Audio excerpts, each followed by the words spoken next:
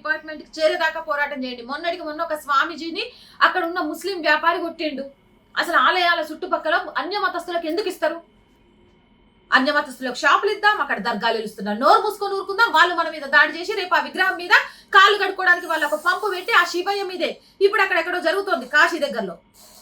ఆ శివయ్య మీదే వాళ్ళు కాళ్ళు కడుక్కొని ప్రార్థనలు చేసుకుంటే చూసుకొని మేము సుడోస కిల్లర్లం అన్న రంజాన్ వస్తే బిర్యానీకి పిలుస్తామని, లేకపోతే మీరు చేసే దాన్ని ఏమంటారు కదా, ఏంటది హలీం తుప్పను ఉమ్మేసిన పర్లేదు మేము తినడానికి సిద్ధంగా ఉంటామని చెప్తావా?